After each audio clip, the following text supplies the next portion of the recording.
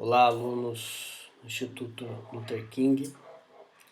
É um prazer estar aqui com vocês. Meu nome é Juliano Máximo Martins. Eu sou juiz da primeira vara civil de Aquidauana e eu vou tratar com vocês aqui a matéria de processo civil, importante matéria de processo civil. O meu tópico vai ser procedimento comum e também as provas, né? As provas, teoria geral das provas e as provas em espécie. Muita matéria para pouca aula, pouco tempo, né? Se fosse presencial, não sei nem se daria tempo de falar tanta coisa, de conversar com vocês, até porque é uma matéria muito importante no processo civil, o procedimento comum e também as provas, né? Então eu vou passar para vocês, começando a gravação hoje do primeira parte, tá? Eu vou dividindo em partes, eu prefiro não fazer gravações muito longas, porque a gente perde um pouco a atenção. Então as gravações serão mais curtas e ao final de cada aula eu vou propor para vocês um caso prático ou uma questão de concurso para mostrar a importância do tema e como ela é tratada nas provas, tá? Então vamos lá. Processo civil, procedimento comum. Hoje nós vamos tratar a primeira parte da fase postulatória, porque é uma fase muito grande, então nós vamos dividi-la para não ficar cansativo e é uma quantidade de informações muito elevada. Hoje nós vamos tratar procedimento comum, fase postulatória, parte 1, ok? Lembrando que é importante a gente diferenciar procedimento comum dos procedimentos especiais, né? O CPC traz na primeira parte inicial o procedimento comum, um pouquinho mais para frente ele traz diversos procedimentos especiais. Qual a diferença entre eles? A diferença conceitual é por exclusão, né?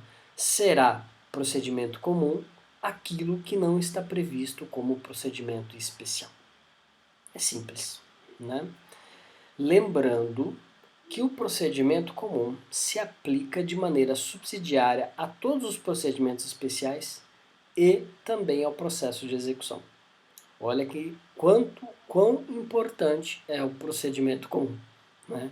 Então isso daí é bem bacana a gente ter ciência disso daí, lembrando, isso está previsto no artigo 318 CPC, para que a gente compreenda o sistema do procedimento comum, ok? A doutrina não é unânime, mas a maioria da doutrina ela divide o procedimento comum em 4 fases. Fase postulatória, fase ordinatória, fase instrutória e fase decisória. Fase postulatória engloba a petição inicial e resposta do réu. Na resposta do réu vai ser tanto a contestação como a reconvenção. Tá? Fase ordinatória é o saneamento do processo, é a decisão de ônus probatório e análise das provas requeridas. Fase instrutória é a produção da prova, das diversas espécies que existe, e por fim fase decisória, que seria a fase de sentença em primeiro grau.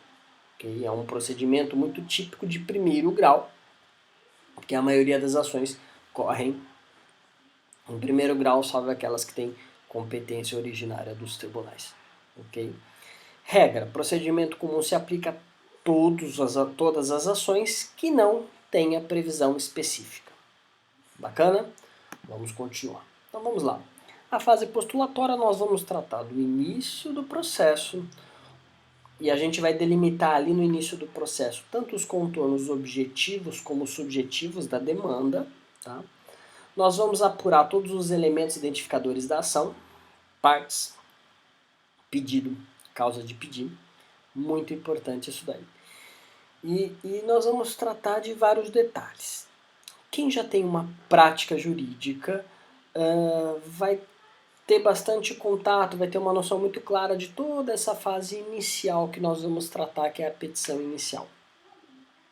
Todavia, a gente vai trazer aqui um viés para concurso, então um conhecimento técnico específico para concurso, para vocês poderem se sair bem nas provas.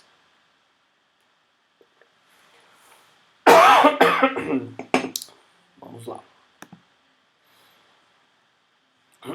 A nossa primeira parte está muito atrelada aos requisitos da petição inicial.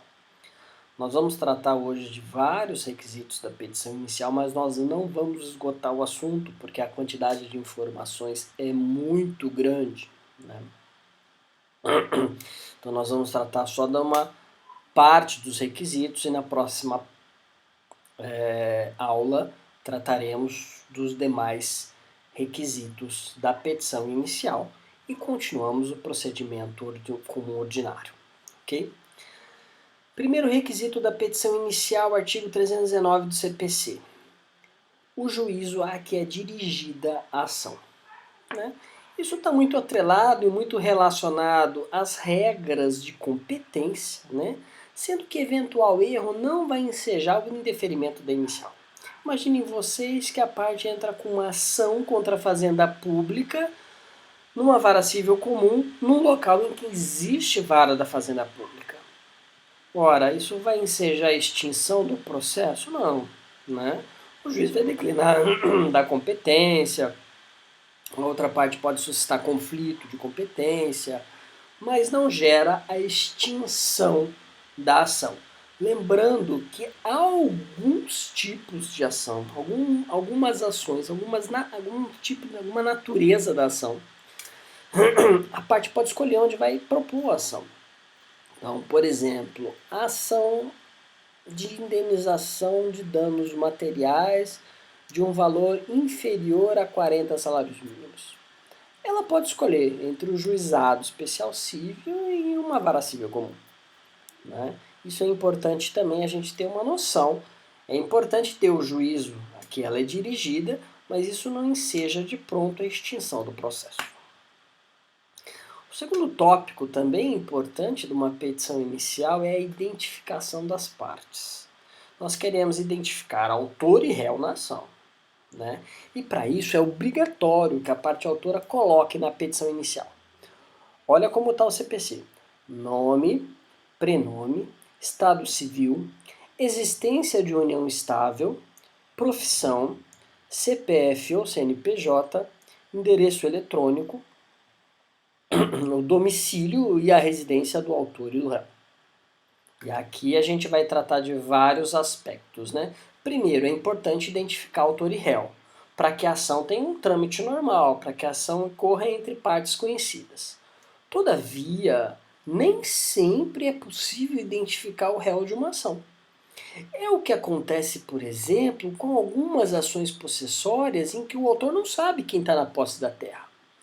Existe uma previsão lá no procedimento especial das possessórias, dizendo que é possível então a citação daqueles que estão no local. E cita por edital os demais, né?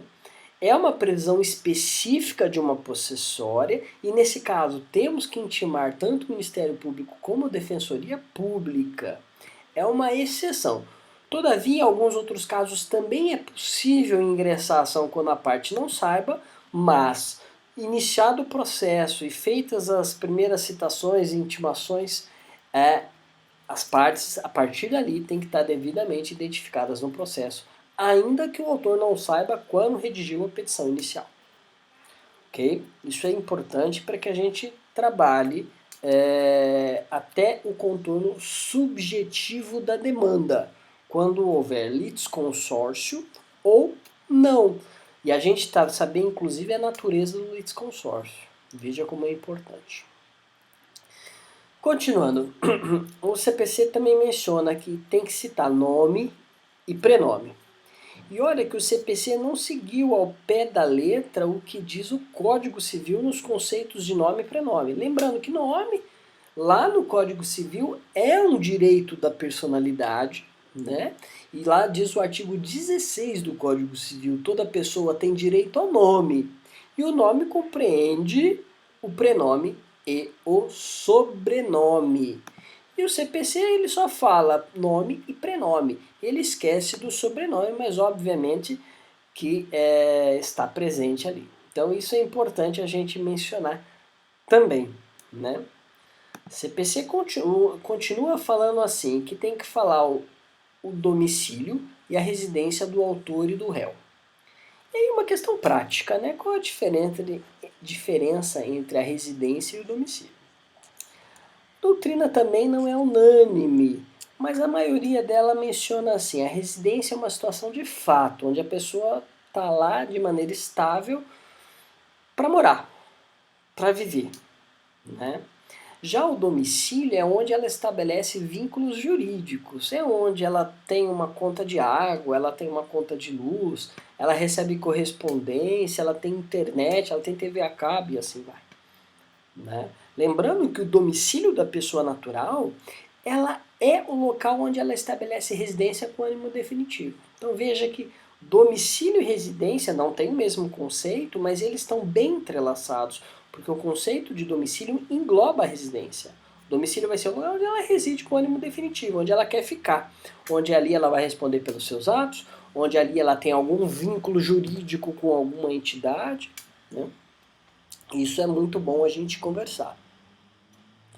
E quando aparece o conceito de residência, domicílio, as pessoas confundem muito quando se fala em domicílio eleitoral, e não é isso que o CPC quis. Mas o domicílio eleitoral, ele dá uma noção bem clara do que o CPC quer. Veja que os conceitos são diferentes. Por quê? O conceito de domicílio eleitoral ele é bastante amplo. O conselho de domicílio eleitoral ele engloba o local de residência ou moradia da pessoa de maneira estável, mas é também onde a pessoa tem vínculos políticos, vínculos sociais, patrimoniais e de negócios à sua escolha. Ela vai escolher. Imagine que uma pessoa ela reside em Campo Grande, capital do nosso estado, mas ela tem vínculos políticos aqui, com a cidade de Aquidauana, ou ela tem vínculos patrimoniais, ela tem patrimônio, uma casa aqui em Aquidauana, né? Ela pode escolher se ela vai votar, no caso, em Aquidauana ou em Campo Grande. Aí eu indago para vocês, diante desse conceito de requisito de domicílio eleitoral, o CPC ao colocar residência e domicílio do autor e réu, ele englobou o conceito de domicílio eleitoral?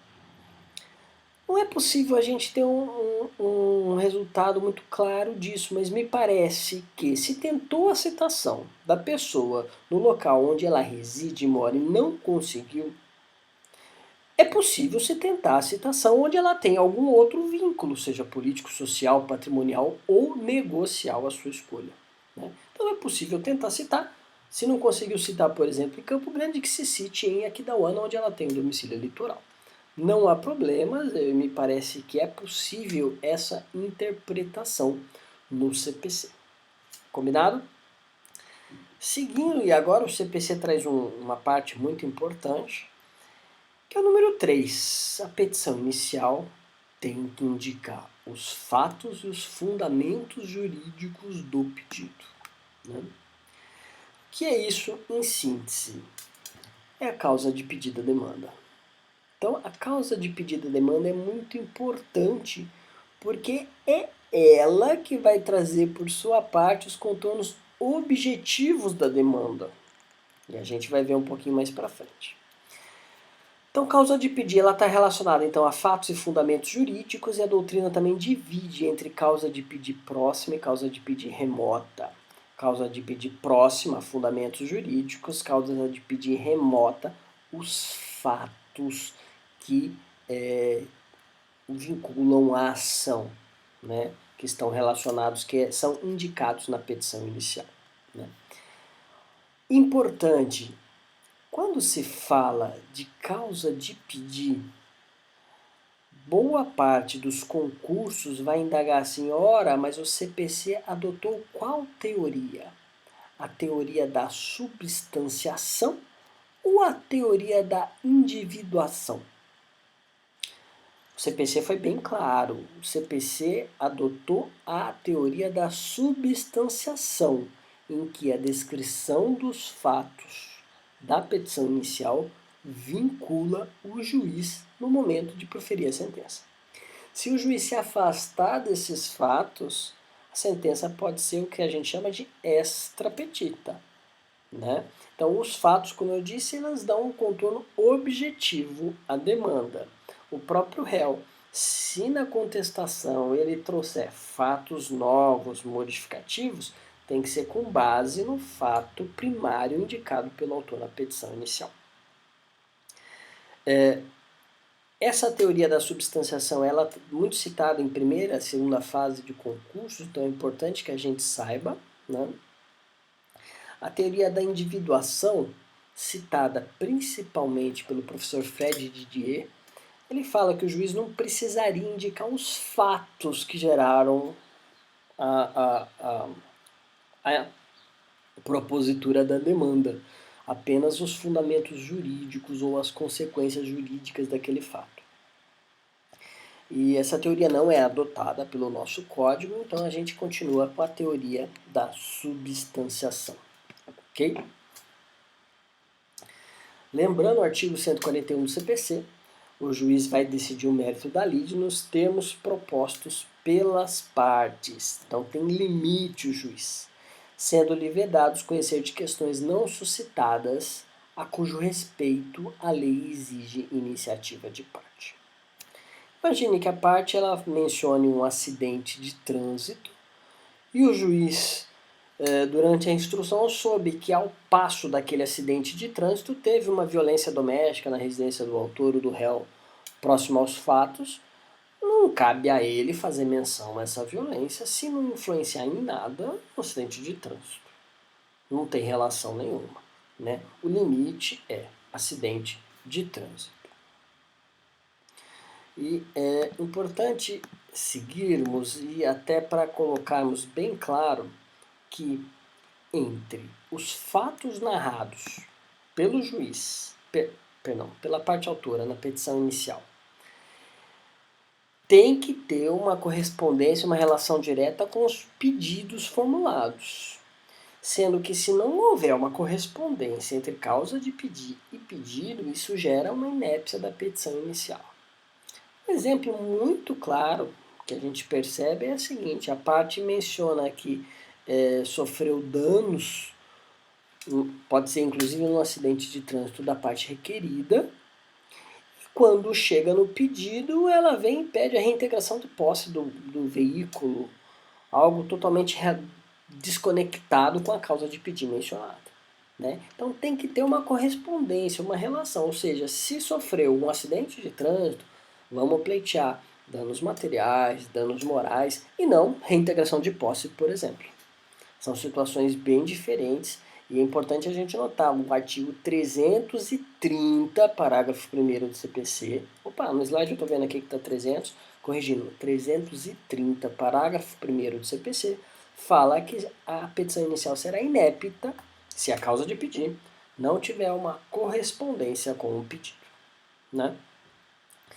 Também fala o CPC que deve a parte mencionar os fundamentos jurídicos na petição inicial. E aí a pergunta, o que são os fundamentos jurídicos? Tem que citar exatamente o dispositivo legal aplicável? Ou ele pode citar de uma maneira geral as regras gerais e abstratas que são aplicáveis ao caso? Né? A doutrina também já assentou que não há necessidade de indicação do dispositivo legal exato, até porque o juiz pode se utilizar de outros pontos de motivação, de fundamentação, diversos do indicado pela parte autora, que a parte autora deve indicar apenas de maneira clara e lógica as regras aplicáveis. Né? Se ela quer um resultado, uma pretensão jurisdicional X, que ela indique pelo menos como se chegar àquilo lá. Se ela quer uma indenização, se ela quer uma reintegração de posse, se ela quer um uso capião, ela indique pelo menos as regras gerais aplicáveis ao caso. Né? E aí a grande pergunta, né? Aquele brocado latino que fala iure novit curia, se o juiz sabe o direito. Né? Muito criticada essa expressão pela doutrina moderna, mas ela é assim, bastante de um raciocínio muito fácil para essa situação. Embora a parte não tenha que indicar exatamente todos os dispositivos aplicáveis ao caso, apenas regras gerais, isso se dá porque o juiz conhece o direito e ele pode se utilizar de uma fundamentação legal diversa da suscitada na petição inicial. Isso é muito bacana a gente compreender a possibilidade do juiz usar uma fundamentação diferente, o que não quer dizer que o juiz vai fugir dos fatos delineados na petição inicial. Combinado?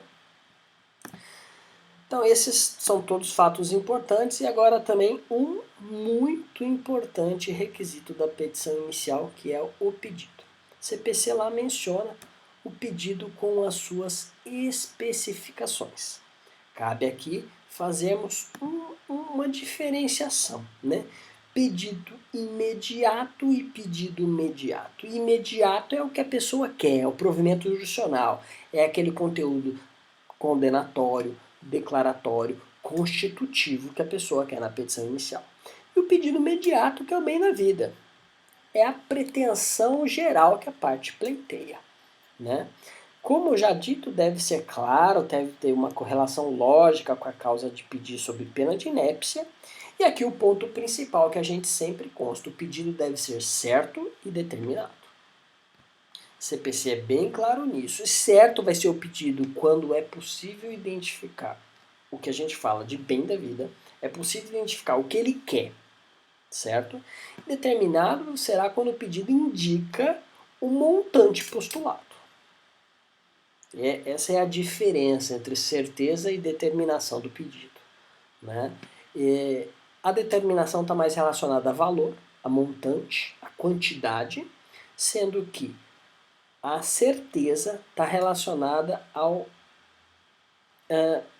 fim que a parte pretende, ao que ela quer no processo civil. Ok?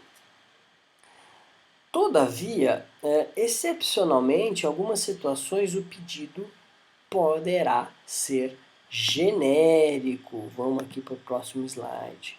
Em algumas situações o pedido pode ser genérico, ou seja, eu não preciso determinar o montante, a quantidade. E é possível a formulação de pedidos genéricos em 3 hipóteses. Primeira hipótese, ações universais, né? Na verdade é que quando nós tratamos de universalidades de fato ou de direito, e a diferença é bem clara, a doutrina também coloca isso, universalidade de fato está relacionada, por exemplo, a um rebanho, uma coleção de artes, uma coleção de livros, né? Universalidade de direito é aquilo que a gente não consegue determinar de ponto. Quando a gente fala em herança, em patrimônio, são coisas genéricas que são determináveis, mas não são determinadas no momento da postulação, no momento da propositura da ação. Okay? Também quando não for possível determinar desde logo as consequências de um ato ou fato ilícito, né?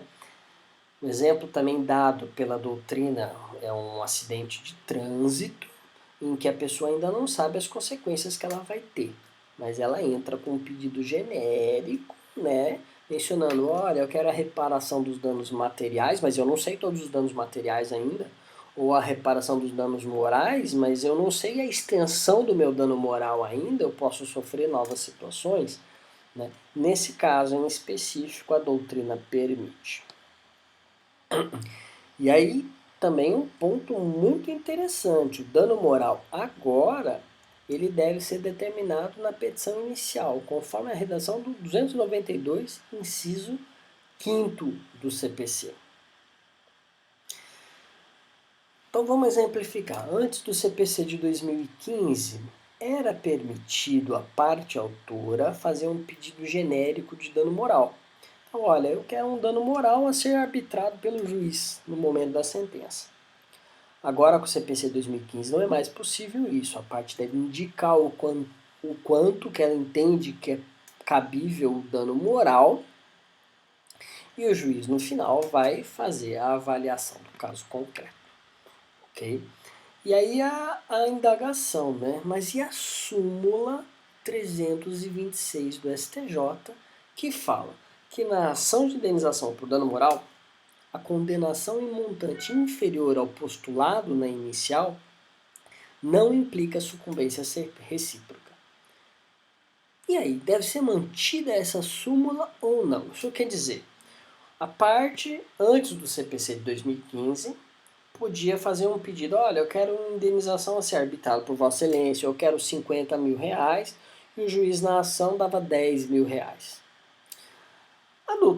A jurisprudência, o STJ, inclusive de maneira sumular, entendia que se condenou em montante inferior, isso não implica sucumbência recíproca. Mas antes não era obrigatório o valor da indenização, e agora é. Deve ser mantida ou não essa súmula do STJ?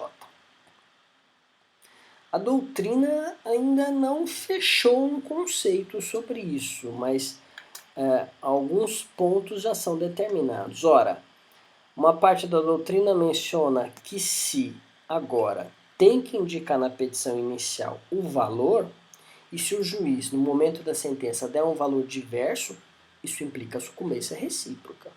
Eu peço 10, deu 5, perdeu uma parte, deu sucumbência. Ok? Alguns outros autores entendem o seguinte, olha, se o autor na petição inicial, ele deu como pedido o valor da causa, considerando a média que os tribunais vêm dando para aquela situação, e o juiz, ainda que julgue de maneira diversa, a mais ou a menos, entenda que ele está na média do que é dado pelos tribunais, não haveria sucumbência recíproca.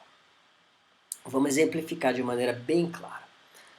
O STJ ele traz alguns entendimentos, alguns valores de indenização, por exemplo, quando o ato ilícito gera morte. E essas indenizações variam entre 200 e 500 salários mínimos, aproximadamente, né? Na verdade varia ao longo dos anos, mas está entre 200 e 500 salários mínimos. Se a parte pede 200 salários mínimos na petição inicial e o juiz, no momento de proferir a sentença, dá 150 salários mínimos, segundo esse entendimento doutrinário, não haveria sucumbência recíproca, porque a parte levou em consideração o que a jurisprudência já tratava como média naquele caso, né? É interessante esse entendimento doutrinário, porque eles consideram principalmente os valores fixados pelos tribunais superiores, pelo STJ, normalmente o STF, em raras ocasiões, mas normalmente o STJ. Tá? E o exemplo da morte em ato ilícito que gera morte também é muito claro, porque o STJ traz de maneira bastante destacada esse aspecto. Ok? Entendido? Então, em resumo, a súmula 326 deve ser mantida ou não? Hoje, duas posições, né? A primeira é que ela não deve ser mantida, deve ser cancelada, dá sucumbência recíproca quando o juiz não acolhe o pedido. A segunda é, se a parte indicou na petição inicial a média dos valores fixados como regra pelos tribunais, pode ser tribunais de justiça, tribunais regionais federais ou STJ, se a parte indicou essa média, o juiz, ainda que tenha aplicado diferente, não fugiu muito da média, não tem sucumbência recíproca. Combinado? Vamos gravar bastante esse aspecto. E por fim, terceira hipótese em que a parte pode formular pedido genérico. É quando, logicamente, a determinação do valor da condenação depender de algum ato que ainda vai ser praticado pelo réu. Exemplo clássico, ação de exigir contas, é o exemplo clássico dessas situações. Ainda sobre o pedido, e sobre o pedido nós temos muita coisa para falar, os pedidos, como regra, eles são interpretados de maneira restritiva. Não dá para a gente dar uma interpretação elástica ou mesmo analógica aos pedidos formulados pela parte. Restritivos é a interpretação do pedido, né? E não vai se considerar como regra incluído no pedido aquilo que não está expresso. Então, se a parte quiser fazer um pedido, ela que coloque na petição inicial os pedidos, né? Tanto que esse ponto é muito mencionado porque hoje há uma tendência dos juízes de primeiro grau e também dos tribunais de mencionar na sua sentença, no seu voto, quais os pedidos formulados pela parte. para que no momento que ele der sua sentença ou der o seu voto no julgamento coletivo de tribunal, não fuja daquele pedido, até porque a interpretação será sempre restritiva. E aquilo que ele não pediu, o juiz não vai dar. Porque se ele der a mais, vai ser extra pedido. Vai ser ou extra ou ultra, na verdade. Né? Extra se estiver fora dos contornos da lide. E ultra se ele der coisa a mais que não está pedido. Combinado? Todavia, primeiro ponto, alguns pedidos são considerados como implícitos. Que a parte não precisa pedir, mas eu já vou indicar, eu vou entender que aquilo lá está implícito no pedido. Juros legais, correção monetária, verba de sucumbência e honorários advocatícios. Está expresso no CPC, artigo 322, parágrafo 1º. E isso, na verdade, foi uma condensação de súmulas e entendimentos jurisprudenciais que já havia. Então eu cito aí para vocês algumas súmulas do STF, né, que já diziam que esses pedidos são implícitos em algumas situações. E agora o CPC deixou explícito, olha, deixou claro, explícito, não vamos misturar, deixou claro que se houver omissão, aquele pedido será considerado implícito, ou seja, pode ser considerado pelo juiz no momento da sentença. Joia? Detalhe, pessoal. Súmula 453 do STJ. Se a decisão transitada em julgado for omissa na condenação de honorários sucumbenciais, não será possível executá-los. O que é isso? Imagine que a parte entra em coação, ela não faz pedido de honorários sucumbenciais e o juiz também não fixa. A parte não recorre, transita em julgado aquela situação. Ela pode cobrar os honorários, pode pedir que o juiz fixe. O CPC agora, ele deixa bem claro que o juiz, a parte pode entrar com uma ação de fixação de honorários advocatícios, mas é uma nova ação. Naquele processo ela não pode executar. Ela pode entrar com uma nova ação de execução de honorários advocatícios. Ok? Combinado? Esse ponto também é muito importante. E agora continuamos também com alguns pontos importantes do pedido, né? Que é o caso da acumulação de pedidos. A acumulação de pedidos, ela é permitida pelo CPC e é chamada de acumulação objetiva, né? Porque são vários pedidos que devem ser analisados pelo juiz, que é diferente da acumulação subjetiva, que é a presença de várias partes ou diversas partes em um dos lados da demanda, né? Que é o caso do litisconsórcio. Sobre a acumulação de pedidos, vamos dividi-las entre acumulação própria e acumulação imprópria. A acumulação própria, ela pode se distinguir de duas formas. É quando a parte fala assim, ó, eu vou fazer mais de um pedido. E aí a acumulação pode ser simples ou sucessiva. Na acumulação simples, o autor quer que todos os pedidos sejam acolhidos, sem uma relação de prejudicialidade entre eles. Então é possível que o juiz acolha alguns, não acolha outros. Não há problema, olha, vou acolher alguns pedidos e não vou acolher outros, não vai ter relação entre os pedidos, não há problema. E também não há necessidade de conexão entre os pedidos, entre os fatos, bastando que os pedidos sejam compatíveis. Ok? Na acumulação sucessiva, de maneira diversa, o que há é uma relação de prejudicialidade entre os pedidos. Se o juiz não acolher um pedido, naturalmente os demais estão prejudicados. Há uma relação de prejudicialidade. E o grande exemplo desse tipo de pedido sucessivo, não é o único, mas é um grande exemplo, é a ação de investigação de paternidade acumulada com ação de alimentos. Se a investigação de paternidade for julgada improcedente, ou seja, se for reconhecido que a pessoa não é pai, não há necessidade de pagar alimentos. Então, são sucessivos. No pedido sucessivo, sim, os pedidos devem ser conexos. Nos pedidos simples, não. Basta que sejam compatíveis. Né?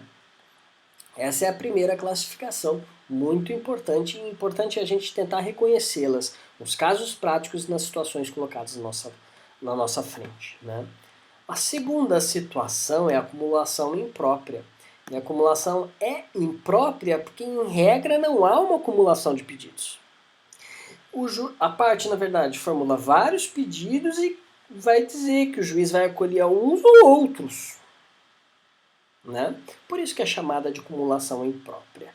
E ela pode ser alternativa ou subsidiária. Na alternativa, ela pede ao juiz o acolhimento de um pedido, sem manifestar preferência por este ou aquele. Perdão, ela faz um pedido de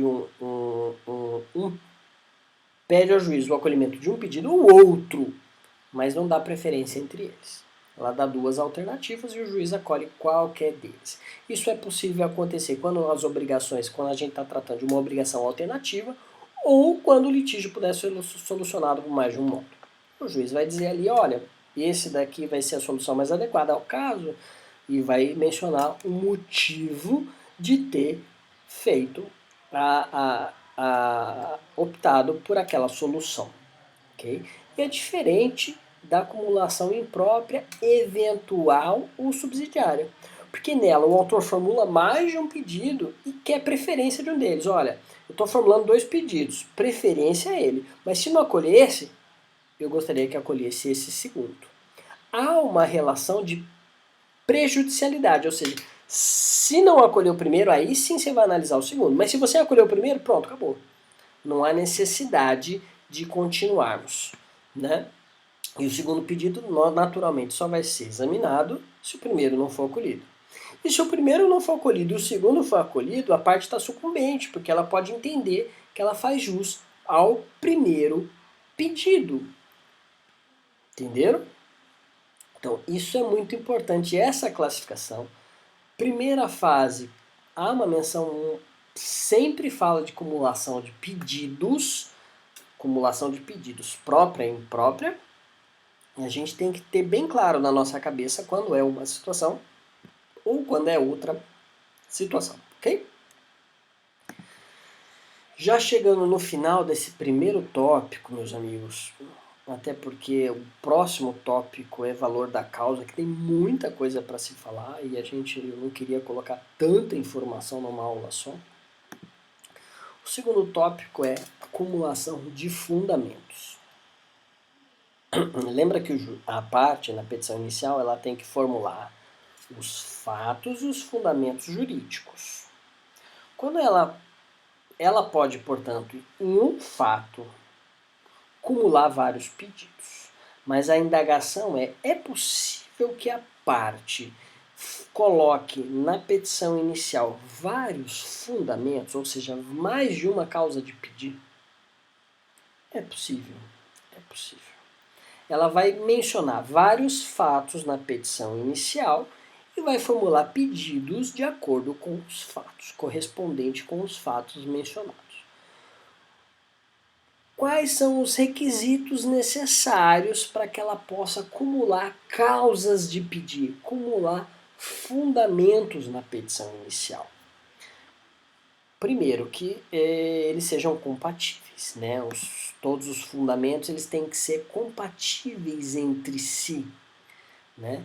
E essa compatibilidade ela vai ser totalmente necessária nas cumulações próprias, seja simples ou sucessivas. Mas nem sempre na acumulação imprópria, porque o acolhimento de um pedido vai excluir dos demais, seja na alternativa, seja na subsidiária. Então é importante a gente ter uma noção clara de fundamento. Olha, não vamos misturar fundamento e causa de pedir e pedido, né? Agora nós estamos falando de fundamento, de causa de pedir. Pode ter acumulação? Pode, mas eles têm que ser compatíveis. Os fatos, o que vai ser necessário essa compatibilidade nos pedidos de cumulação própria, ou simples ou sucessiva. Mas não nos de cumulação imprópria, porque neles o juiz vai acolher um ou outro pedido. Ok? E também só será possível a acumulação de causa de pedir quando o juízo que vai analisar for competente para todos eles. Né? Se ele não for competente para algum dos pedidos ali formulados, alguma das causas de pedir ali formuladas, vai ser indeferido aquele pedido e o processo vai tramitar com relação aos demais. E por fim, importante que se fale que o procedimento seja adequado para todas as causas de pedir. Ou então que se adote o procedimento mais amplo, que é esse procedimento comum que nós estamos conversando. né? Esses são os requisitos para acumulação de fundamentos. Foi colocada aqui logo depois da acumulação de pedidos porque elas se entrelaçam e a gente se confunde. Mas não vamos confundir. Acumulação de pedidos é uma coisa, acumulação de fundamentos é outra coisa. Ok? Pessoal, nós tratamos até aqui apenas de 4 requisitos da petição inicial. Na próxima aula gravada, eu vou tratar dos demais fundamentos da petição inicial, principalmente do valor da causa, tem muita coisa a se falar, as provas que o pedente produzir, se opta ou não pela audiência de conciliação, documentos, e nós vamos falar inclusive também dos efeitos da petição inicial, o que o juiz faz a partir dali. Ok? Espero que tenha ficado claro para vocês, tá? Na próxima aula também eu vou trazer para vocês uma relação de material, de livros, que na minha ótica, obviamente, eu entendo adequados para estudar para concurso, né? Lembrando que para quem não tem muito contato com o processo civil, o ideal é que se comece um estudo com materiais mais simples, sinopses, resumos, esquematizados, né? E depois que você compreenda o sistema, que você tenha fixado o sistema, aí a gente aprofunda mais a matéria com outras obras mais densas, mais completas, né? Eu penso isso porque a nossa intelectualidade está muito relacionada à maneira como a gente encara as complexidades que aparecem na nossa frente. Então, por exemplo, eu vou estudar processo civil, mas eu não trabalho com processo civil. Eu não estudo processo civil com frequência, eu vou primeiro para algo simples que eu consiga compreender fácil. Depois que eu compreendi, aí eu aprofundo as matérias, ok? Espero que a gente tenha iniciado bem, que vocês tenham gostado, e aqui agora eu passo ao caso prático, que eu vou fazer em todas as aulas aqui com vocês, tá? Esse é um caso prático interessante, porque eu vou trazer o caso prático, ele está aqui, eu vou fazer a leitura, e vou fazer algumas questões, algumas indagações, para aqueles que queiram responder, é um exercício da aula que a gente fez, tá? Então vamos lá, caso prático. O autor narra na petição inicial que foi esbulhado de sua posse há mais de 2 anos. Ingressa com uma ação judicial denominada ação de reparação de danos. Pleiteia danos materiais e morais de R$ 10.000, além da reintegração na posse. Nada fala sobre a verba de sucumbência e honorários advocatícios, ou seja, não faz um pedido expresso sobre isso. Ao final, o juiz dá parcial procedência ao pedido, para reintegrar na posse e reparar os danos materiais apenas, todos os danos materiais por ele narrados, ok? E aí minhas indagações para vocês. Primeira pergunta, qual deve ser o procedimento adotado, comum ou especial? Lembrando que as possessórias têm um procedimento especial ali no CPC, ok? Número 2, existe acumulação de pedidos ali? Qual a espécie de acumulação de pedidos? Número 3. O julgamento parcial deveria incluir verba de sucumbência e honorários de advogado? Como não incluiu, qual é o recurso adequado para questionar especificamente esse assunto? Veja que aqui nós estamos relacionando a nossa matéria de petição inicial, já dando uma ideia de qual recurso cabível, já para ter uma ideia de como tratar aquele tema. E por fim, sobre os danos morais, a parte foi sucumbente ou não? É a indagação que eu faço para vocês, ok? Pessoal, aqui está meu e-mail, ele está totalmente à disposição de vocês. Pode mandar mensagem, eu respondo e a gente vai conversando. Espero que tenha ajudado bastante vocês. E voltamos na próxima gravação para inclusão, para falarmos mais de petição inicial e depois já para falarmos das decisões do juiz inicial, falarmos também da resposta do réu e assim continuamos as nossas aulas. Forte abraço para vocês, até breve.